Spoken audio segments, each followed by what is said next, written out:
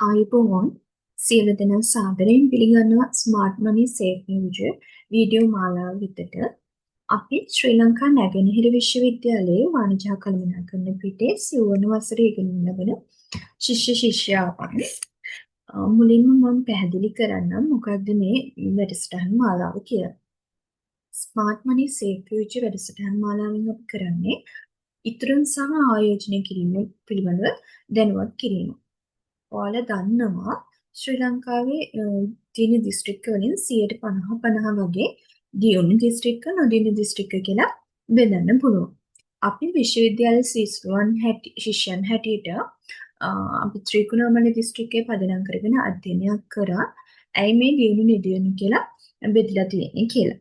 අපි අපේ විෂයානුබද්ධව තමයි මේ අධ්‍යයනය කරේ.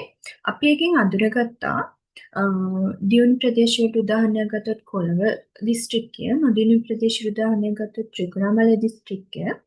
මේ දිස්ත්‍රික්ක දෙකේ මිනිසුන්ගේ ආයෝජනය හා ඉතුරුන් පිළිබඳව දැනුම ගැන තමයි අපි සැලකිලිමත් වුණේ. කොළඹ දිස්ත්‍රික්කයේ මිනිසුන් ගත්තොත් එයාලගේ ආයෝජනය හා ඉතුරුන් පිළිබඳව විශාල දැනුමක් තියෙනවා. ඒ කියන්නේ පොඩි ළමයාගේ ඉඳලා වයස 60 70 දක්වා ඉන්න වැඩිහිටියන් දක්වා ලොකු දැනුමක් තියෙනවා.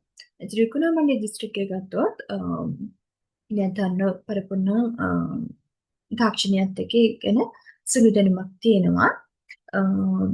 නමුත් වැඩිහිටි පිරිස ගත්තොත් තාක්ෂණික දැනුමකුත් නැහැ.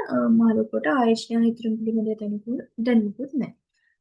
අපි හිතන විදිහට මේ විදිහට නොදියුණු දියුණු කියලා වෙනසක් ඇති වෙලා තියෙන්නේ මෙන්න මේ පිළිබඳව දැනුමක් නැති හින්දා. අපි මේ වීඩියෝ මාලාවෙන් අරමුණු කරගන්නේ මෙන්න මේ සමාජ පරස්පරකාරය අයින් කරලා ආයෝජන පිළිබඳව දැනුම දීලා අපේ මුදල් වලින් තවත් මුදල් හොඳට මවන්න දැනුම දීලා මේ සමාජ මට්ටම එක මට්ටමකට ගේන්න තමයි අපි මේ වීඩියෝ මාලාවෙන් බලාපොරොත්තු වෙන්නේ. එහෙනම් අපි අපේ වීඩියෝ මාලාවේ පළවෙනි කොටසට යමු.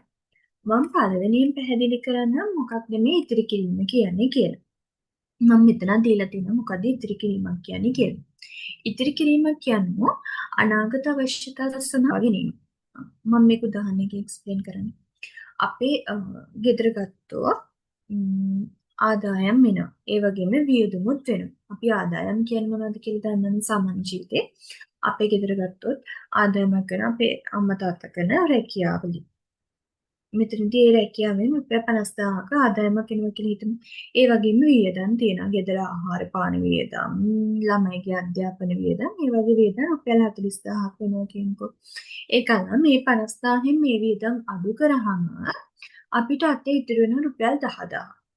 මේ 10000 අපිට 10000ට අපිට කරන්න පුළුවන් විදි දෙකක් තියෙනවා. මේ මුදල් වලට කරන්න පුළුවන් දේවල් දෙකක් තියෙනවා.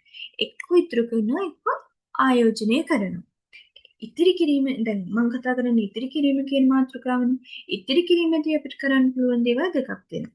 අපිට ඉතිරි කරන්න පුළුවන් මම මෙතන දීලා තියෙන විදිහට සාමාන්‍ය ඉතිරි කිරීමේ ගුණවලට ඉතිරි කරන්න පුළුවන්. කියන්නේ ඔය අපේ බැංකුවක් ගත්තොත් ලංකාව බැංකුවේ සාමාන්‍ය ඉතිරි කිරීමේ ගුණයක් විවෘත කරලා අපිට ඒක ඉතිරි කිරීම කරන්න පුළුවන්. ඒ වගේම අපිට ගෙදර අපේ අල්මාරිය හෝ කැටයක අපේ ඉතුරු සල්ලි ටික දාලා තියන්න පුළුවන්. අපේ අනාගත අවශ්‍යතා සඳහා අනාගතේ අපිට හදිසියෙ බෙහෙත් ගන්න ඕන නම් ඒකට අපිට ගෙදර තිබ්බොත් පාවිච්චි කරන්න පුළුවන්. ඒ වගේම ඉතුරු ගිණුමක් තිබ්බොත් අපිට අග්ගල ගිහලා අරගෙන පාවිච්චි කරන්න පුළුවන්. මේක තමයි අපිට සාමාන්‍ය ඉතිරි කිරීම කියලා කියන්න පුළුවන්. මේ ඉතිරි කිරීමෙන් මහ ලොකු දැන් ගෙදර ඉතිරි සල්ලි තියනවා කියනකො මේකෙන් අපිට මුදල් දැන් තියෙන මුදලට වැඩි මුදලක් ලැබෙනවද? නැහැ. ඒ වගේම ඉතිරි කිරීමේ ගිණුමක දැම්ම කියනකො ඉතිරි කිරීමේ ගිණුමක දැම්මොත් දැන් ලංකා බැංකුවේ ගත්තොත් අවුරුද්දකට මම හිතන්නේ 3% වගේ ප්‍රතිශතයක් තමයි හම්බෙන්නේ. අවුරුද්දකට 3%. එතකොට ඒක මහලු ආදායමනේ රුපියල් 10000කට 3%ක් කියන්නේ මහලු ආදායමක් නෙවෙයි. එතකොට ඉතිරි කිරීම කියන කිරීමෙන් අදහස් කරන්නේ මෙන්න මේ දේ. ඊට පස්සේ ආයෝජන කියන්නේ මොකක්ද? ආයෝජනය කියන්නේ අවදානමක් ගනිමින් වැඩි මුදලක් උපයා ගැනීමට ඔබේ මුදල් භාවිත කිරීම. අවදානමක් කියන්නේ මොකද්ද? අවදානම් කියන්නේ අපිට සල්ලි ඒකට ආයෝජනය කියන මාර්ගයට කියනම් සල්ලි තියෙන්නත් පුළුවන් නැති වෙන්නත් පුළුවන්. නමුත් ආයෝජනයේදී වැඩි මුදලක් ලබා ගන්න පුළුවන්. ඉතිරි කිරීමේ ගිණුම මොකද වෙන්නේ? අපිට ඉතිරි කිරීමේ ගිණුමක හෝ ගෙදර සල්ලි තිබුණොත් තොර හතුරන්ගෙන් හානිය නොවුනත් අපේ සල්ලි වලට කිසිම අවදානමක් නැහැ. ඒ වගේම ප්‍රතිලාභ අඩුයි. නමුත් ආයෝජනයේදී අවදානම වැඩි, ඒ වගේම ප්‍රතිලාභත් වැඩි. ඒ කියන්නේ අවදානම වැඩියෙන් තියෙන තැනක අපේ ප්‍රතිලාභ වැඩි. මේකම උදාහරණයකට ගමු. අපි ආදායමක් කරනවා ඒක ඉතිරි කිරීමක් කියන රුපියල් 10000ක්. මේක අපිට ආයෝජනය කරන්න පුළුවන්. ම්, දැන් මම මෙතනදී මොනවද ආයෝජන විදි කියලා කියන්නේ නැහැ. අපේ ඉතිරි වීඩියෝ කොටස් වල තියෙන මෙන්න මේ රුපියල් 10000 අවදානමක් දරමින් වැඩි ප්‍රතිලාභ ගන්න විදිහට කොහොමද ආයෝජනය කරන්න කියලා තමයි අපේ ඉදිරි වීඩියෝ මාලාවල තියෙන්නේ. එහෙනම් මෙන්න මේ 10000ට කරන්න පුළුවන් දේවල් ඔයාලට හරියට සරලව හැම විස්තරයක් බලා ගන්න අපේ ඉදිරි වීඩියෝ මාලාවත් එක්ක රැඳෙන්න කියලා මම ආරාධනා කරනවා.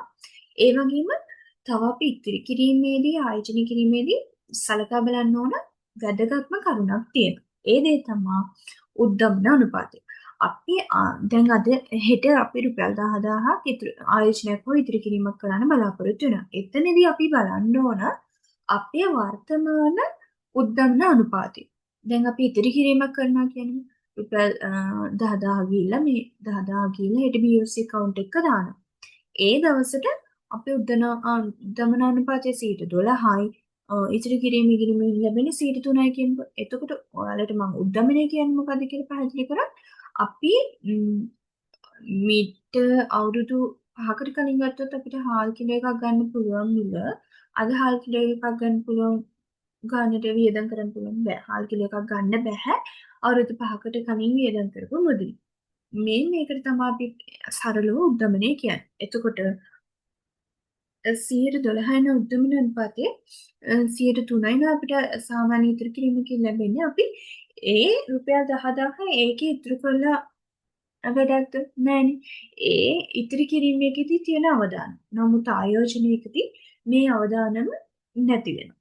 අපි මේ කියන්නේ මෙන්න මේ කරුණු සලකා බලා හොඳ ආයෝජන මාර්ගයක් අරගෙන ඔයාලගේ සල්ලි වලින් උපරිම ප්‍රයෝජනයක් ගන්න කියලා තමයි අපි මෙතන උපදෙස් දෙන්නේ. ඔයාලට උචිත ඔයාලට ගැළපෙන හොඳ ආයෝජන මාර්ගයක් තෝරගන්න අපේ ඉදිරි වීඩියෝ මාලාවත් එක්ක රැඳී සිටින්න කියලා මම ආරාධනා කරනවා. ස්තුතියි.